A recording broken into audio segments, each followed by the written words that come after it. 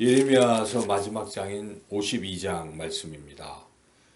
51장에서 예레미야의 예언은 끝이 납니다.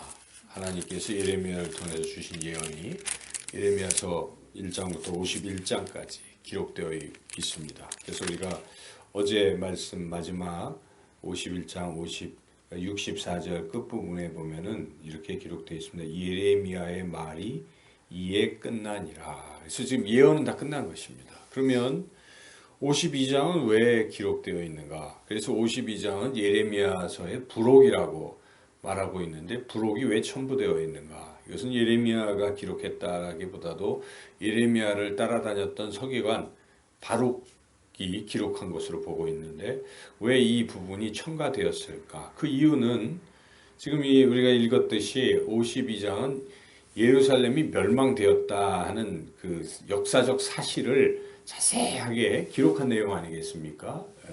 왜 멸망했고 어떤 과정에 무엇이 다 이렇게 파괴되었고 사람은 몇 명이 포로로 끌려갔고 이런 역사적 사실을 지금 기록하고 있지요. 그래서 왜 이런 것을 기록하는가? 그것은 하나님께서 선지자를 통해서 예언하신 말씀은 모두 다 이루어진다 하는 것을 분명하게 보여주기 위한 것입니다. 여기에 예언한 그대로 지금 남유다가 멸망했지 않습니까? 그것을 역사적 기록으로 지금 기록하고 있죠. 그래서 이 부분은 사실은 역사적 기록하는 역사서인 열왕기 하나 역대하에도 그대로 기록되어 있어요. 이 부분이 거의 같이 기록되어 있습니다. 그래서 우리는 첫째 깨달아야 될 중요한 교훈은 하나님의 말씀, 하나님의 그 약속은 하나도 땅에 떨어지는 것이 아니라 그대로 다 이루어진다 하는 사실을 우리 분명히 믿어야 됩니다. 그래서 성경 66권에 이 기록된 부분들은 다 그대로 이루어진다 하는 것을 우리가 분명히 믿고 이 말씀을 잘 따라가고 순종해야 한다는 것을 첫째로 깨달아야 되겠습니다. 둘째로 이 본문에서 첫째는 왜 남유다가 멸망했을까? 그 이유를 무엇이라고 성경은 기록하고 있느냐에 우리는 주목해야 하죠. 그래서 여기 52장이 부록 말씀이 기록되면서 여기에 그 이유를 분명하게 2절 3절에서 기록하고 있습니다. 먼저 2절을 읽어보겠습니다.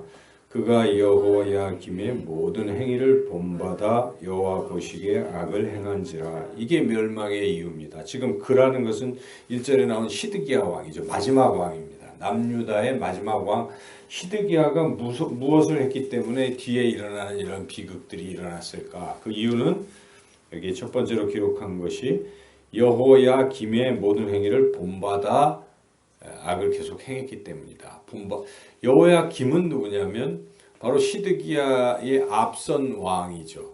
그 순서가 여호아하스, 여호야김, 여호야긴, 시드기야 이렇게 나가지 않습니까? 그래서 시드기야는 형제입니다. 형제인데 그 여호야김 왕을 한 악을 그대로 본받은 것입니다.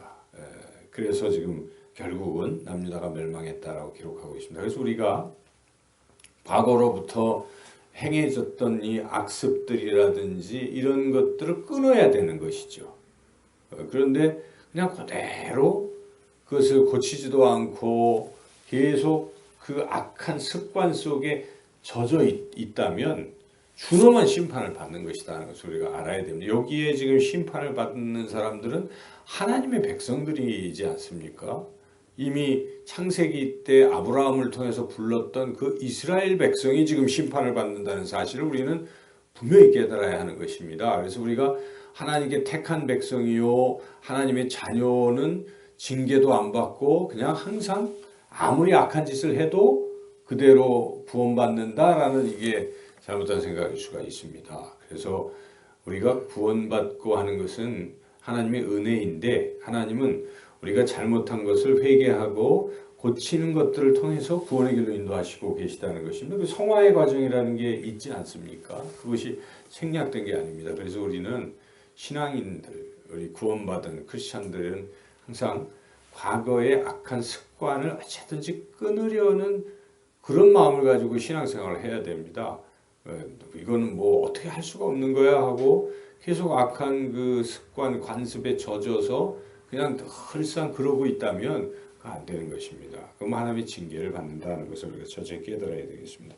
둘째는 이제 3절에 기록되어 있는데요. 한번 같이 읽어보겠습니다. 여호와께서 예루살렘과 유다에게 진노하심이 그들을 자기 앞에서 쫓아내시기까지 이르렀더라. 시드기야가 바벨론 왕을 배반하니라.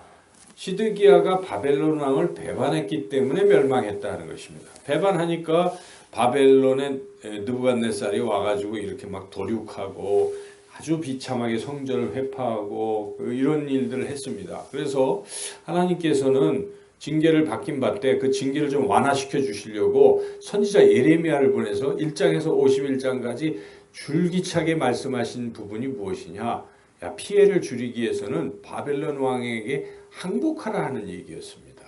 항복하라. 그래서 피해를 줄이고 70년 동안 좀 자숙하고 반성해서 다시 회복하라 하는 길을 열어주신 것이 예레미야서이지요. 그런데 인간적인 상식으로는 도저히 이걸 이해할 수가 없겠지요.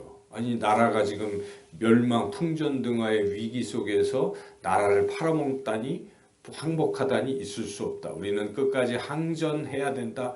이런 어떤 애국심을 가지고 호소하는 그룹들이 많았던 것이죠. 그래서 왕과 시드기야 왕과 신하들은 또 백성들은 한결같이 우리는 끝까지 항전해야 된다. 하나님은 우리를 보호하신다. 하나님은 우리를 징계하실 리가 없다.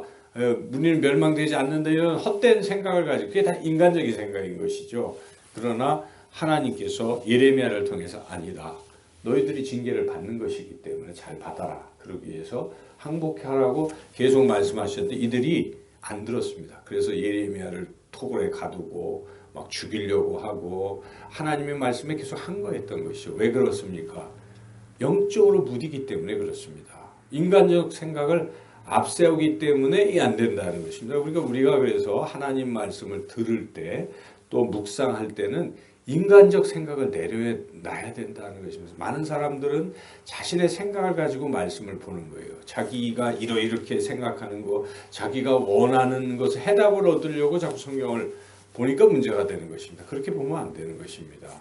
나는 다 그냥 내려놓고 하나님이 말씀하시는 그대로를 액면 그대로를 듣는 것입니다. 여러분이 이 신앙이 잘하는 사람들의 바른 자세는 무엇인가? 다 내려놓고 겸손히 주님 앞에 나와서 설교를 들을 때도 그냥 오늘 어떤 말씀을 할지라도 하나님이 내게 하시는 말씀이야. 내가 잘못한 것을 지적하면 회개하고 또 새롭게 변화되고 이러는 사람들은 영적으로 예민해져서 성장하고 변화가 되는 것이지만 자기의 어떤 틀거리, 자기의 생각, 지금까지 교회 다니면서 가졌던 어떤 생각들 이렇게 돼야 된다는 생각을 가지고 그 잣대를 가지고 들으면서 아니야 틀렸어 말이 안 돼 화를 내고 뭐 이러는 경우가 있지 않습니까? 이게 가장 잘못된 태도입니다. 바로 남유다가 그렇게 처절하게 우리가 예레미야서 애가서를 보면 얼마나 처절합니까?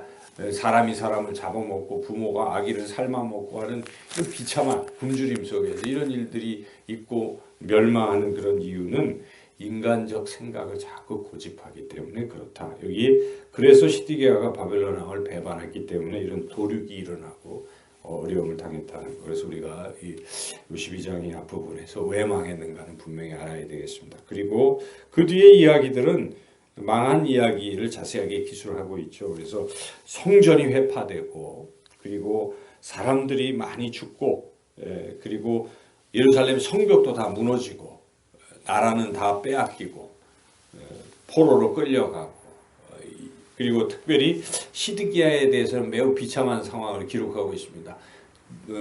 포로로 잡혔는데 잡힌 가운데서 아들들이 다 죽임을 당하는 거예요. 자식들이 죽임을 당하고 그리고 두 눈을 다 뽑아버렸습니다. 시드기야. 그리고 이 쇠철을 가지고 이 시드기야를 결박해서 노사슬에 결박해서 질질 끌고 가는 그리고 끌려가서 거기서 계속 옥에서 고통받다가 죽고 말았다 하는 것을 기록하고 있습니다. 얼마나 비참하냐 하는 것을 보여주고 있습니다.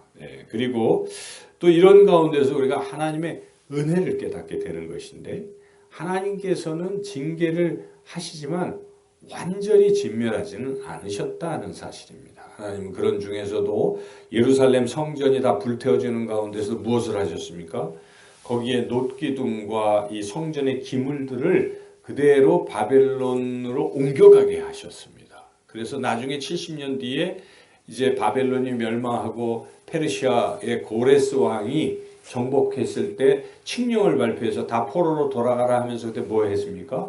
성전 그 기물들 가져왔던 것을 다 가져가게 했습니다. 그래서 다시 예루살렘으로 옮겨져서 성전이 건축이 되고 그 안에 들어갔다는 것이죠. 그래서 이것이 무엇을 말씀하시는 것입니까? 하나님께서는 하나님의 백성을 완전히 진멸하시는 것이 아니라 그런 가운데서 다시 회복할 수 있는 길을 열어놓으셨다는 것입니다. 포로로 끌려갔다는 것도 잘 주목해야 됩니다. 그냥 싹 다 죽일 수도 있지 않습니까? 다 진멸됐는데 그래도 남은 자들이 있다는 것입니다. 포로된 자들은 무엇을 상징합니까? 다시 돌아가게 하시겠다는 하나님의 구원의 그 씨, 구루토기 같은 그런 게 거기 들어있는 것입니다. 그래서 하나님의 은혜요 사랑인 것이죠. 만약 우리가 범죄한 대로 그대로 다 지적을 받고 했다면 이 살아남을 사람이 없는 것이죠. 그래도 하나님이 참으시고 그런 가운데서도 구원의 여망을 우리에게 주시기 때문에 구원받을 수 있다 하는 것이죠. 마지막으로 이 31절부터 34절까지는 특별히 그 희망의 씨를 보여주는 것입니다. 지금 예레미야서 전체적으로 마지막 부분이 무엇입니까? 여기에 여호야긴 왕이 있는데 포로된 지 37년 만에 다시 석방되었다는 것을 기록하고 있지 않습니까? 그래서 여호야아스, 여호야김, 여호야긴, 그 다음에 시드기야인데 여호야긴은 아주 불행하게도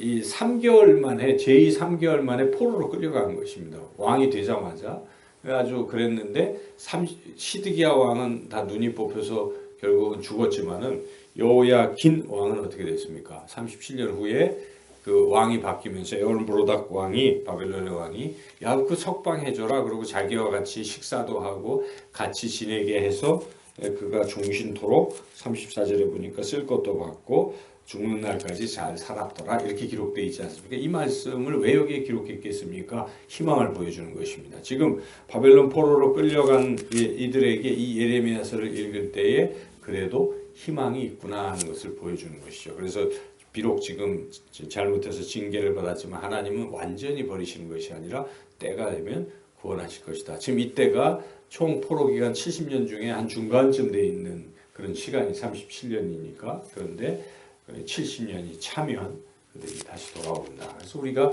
희망을 갖는 것입니다. 기독교는 희망의 종교인 것입니다. 예수님이 죽음을 이기시고 부활하셨습니다. 우리도 다시 부활할 것을 우리는 소망하고 살아가고 있지 않습니까? 그래서 희망을 가지고 비록 이 인생길, 나그네 같은 인생길에서 때로는 잘못해서 넘어지기도 하고 그래서 징계도 받고 힘들 순간들이 있을 수도 있지만 그런 중에도 하나님 나를 붙드시고 구원하실 것이다 하는 그러한 마음을 가지고 우리가 소망을 가지고 살아가야 되죠. 물론 잘못한 부분은 철저히 회개해야 합니다. 왜 이렇게 징계를 당하고 어려움 속에 있는가 깨닫게 하나님이 하시는 것이니까 깨닫고 돌이켜야 되는 것이죠. 죄에서 자꾸 그 속에 있으면 안 됩니다. 벗어나고 우리가 바벨론에서 나와야 되는 것처럼 벗어나고 그리고 구원의 그 소망을 향해서 하나님이 주시는 것을 향해서 우리가 힘차게 전진하는 그런 우리 신앙의 삶이 되시기를 주님의 이름으로 축원합니다.